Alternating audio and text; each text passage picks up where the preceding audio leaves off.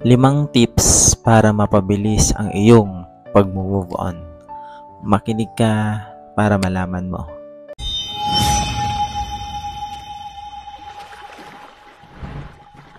Number 1, isipin mo lahat ng sakit at sugat na naidulot niya sa buhay mo.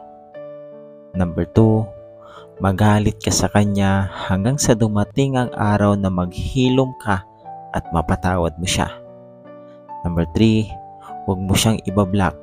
Hayaan mong siya ang mag-block sa'yo sa kanyang social media. And number 4, hindi ka man niya blinak, huwag mo siyang i-stalk. Mag-focus ka sa goal mo at sa next chapter ng buhay mo na wala na siya. Number 5, tanggapin mo kung ano man ang masakit na makikita o malalaman mo tungkol sa kanya. Ipinagpalit ka man o may bago na siya, ramdamin mo lang ang sakit dahil lilipas din iyan at magiging okay ka. Hayaan mong masaktan ka ng sobra dahil iyang sakit na iyan ang maglalayo sa'yo at magtutulak para makalimutan mo siya at makamove on ka. Tandaan mo yan. God bless.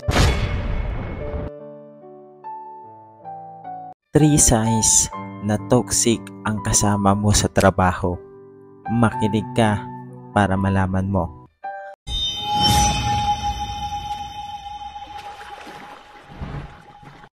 Number 1, lahat ng bagay ay ginagawa niyang issue. Yung tipong pwede namang pag-usapan at solusyonan, pero mas pinapalaki niya pa na humahantong sa may iba nang nadadamay.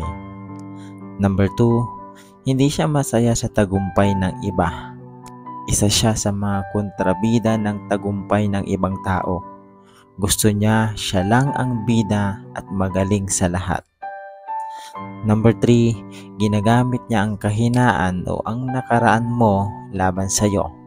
Ayaw niyang maungusan o masapawan mo siya dahil para sa kanya, siya ang magaling at nakakaalam ng lahat. Kung may ganito kang kasama sa trabaho, makitaan mo pa rin ng mabuti. Pero kung hindi mo kayang sikmurain ang pagmumukha niya, umiwas ka na lang at hayaan mo siya. Ang mahalaga, nagpapasalamat ka at ginagalingan mo sa paraang wala kang natatapakang tao. Tandaan mo yan. God bless. 5 bagay na dapat palagi mong ipinagpapasalamat. Makinig ka para malaman mo. Number 1, sa paggising mo palagi. Panibagong buhay at lakas na ipinagkaloob sa iyo ng ating Panginoon na napakahalaga para sa ating lahat. Number 2, mga biyayang natatanggap. Maliit man o malaking biyaya iyan, biyaya pa rin iyan na matutugunan ang iyong pangangailangan at magpapasaya sa iyo sa bawat araw. Number 3, may pamilya at kaibigan kang nagmamahal sa iyo. Sa dami ng problemang nararanasan natin, magpasalamat ka dahil may pamilya at kaibigan kang sa kahit anong oras pwede mong masandalan at matakbuhan. Number 4, malusog na pangangatawan. Ito ang nagsisilbi mong lakas at puhunan para makibaka sa bawat araw, para maharap ang lahat ng kailangan mong harapin. Magpasalamat ka kung wala kang sakit na nararamdaman. Number 5, may bahay kang nauuwian. Alam mong pagkatapos mong makibaka sa buhay, may bahay kang mapaghihingaan. At alam mong ligtas ka sa bawat oras na kailangan mong magpahinga.